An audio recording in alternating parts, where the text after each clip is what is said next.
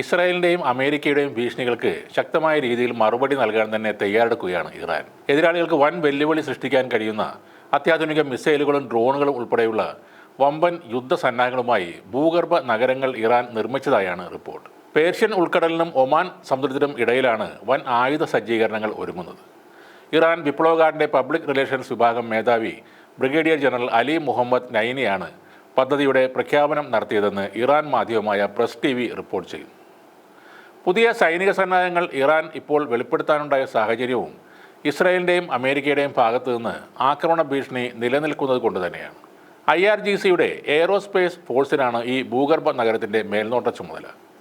ഇതോടൊപ്പം ഒരു നാവിക താവളവും ഇറാൻ പുതിയതായി നിർമ്മിച്ചിട്ടുണ്ട്. കൂടുതൽ സങ്കീർണവും ദീർഘവുമായ ഒരു പോരാട്ടത്തിന് തങ്ങൾ സജ്ജമാണെന്ന് ബ്രിഗേഡിയർ അലി മുഹമ്മദ് നൈനി വാർത്താ സമ്മേളനത്തിൽ പറഞ്ഞു. ഇസ്രായേലിനെ ആക്രമിക്കാനുള്ള ഉത്തരവ് വരാൻ കാത്തിരിക്കുകയാണ് സൈന്യം. രൂപകൽപ്പനയിലും ശേഷിയിലും വലുപ്പത്തിലും ആയുധങ്ങളുടെ കരുത്തും ഉൽപ്പാദനവും ദിനംപ്രതി വർദ്ധിച്ചുകൊണ്ടിരിക്കുകയാണ്. ഒരു യുദ്ധത്തിലും ശത്രുക്കൾക്ക് മേൽക്കൈ നേടാനാകില്ല എന്നും ഇറാൻ വിപ്ലവകാരിൽ നിന്ന് നേരിട്ട സൈനിക ഇൻ്റലിജൻസ് പരാജയങ്ങൾ മറക്കാൻ വേണ്ടി ശത്രുക്കൾ പുതിയ വ്യാഖ്യാനങ്ങൾ ഉണ്ടാക്കുകയാണെന്നും ബ്രിഗേഡിയർ അലി മുഹമ്മദ് പറയുന്നു. ഏത് നിമിഷവും ഞങ്ങൾ ആക്രമണത്തിന് ഒരുക്കവും സജ്ജവുമാണെന്നാണ് ശത്രുക്കളെ അറിയിക്കാനുള്ളത്. മടിച്ചു നിൽക്കുകയോ തീരുമാനം മാറ്റുകയോ ഒന്നും തന്നെ ചെയ്തിട്ടില്ല. ഉത്തരവ് വരുന്ന മുറയ്ക്ക് ഞങ്ങളുടെ കരുത്ത് പ്രദർശിപ്പിക്കാൻ തയ്യാറാണ്. ശത്രുവിൻ്റെ എല്ലാ കണക്കുകൂട്ടലുകളും ധാരണകളും ഞങ്ങൾ മാറ്റിക്കൊടുക്കും. ഇറാൻ ഒരൊറ്റ ദിവസം പോലും മിസൈൽ നിർമ്മാണം എന്നിവരെ നിർത്തിയിട്ടില്ല. രാജ്യത്തിൻ്റെ മിസൈൽ പ്രതിരോധ സംവിധാനം പൂർണ്ണമായി പ്രവർത്തന സജ്ജമാണെന്നും അദ്ദേഹം അറിയിച്ചു.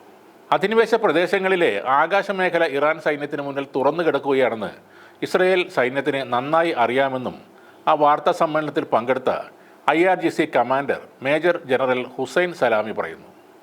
കൂടുതൽ വേഗത്തിലും കരുത്തോടെയും ഇസ്രായേലിനെ ആക്രമിക്കാൻ ഇറാൻ സൈന്യത്തിന് കഴിയുമെന്നും അദ്ദേഹം മുന്നറിയിപ്പ് നൽകി. ഇപ്പോൾ പേർഷ്യൻ ഉൾക്കടലിൽ ഇറാൻ നാവികസേന ഒരു യുദ്ധപരിശീലനവും നടത്തുന്നുണ്ട്. 300 യുദ്ധക്കപ്പലുകളാണ് ഈ അഭ്യാസത്തിൽ പങ്കെടുക്കുന്നത്.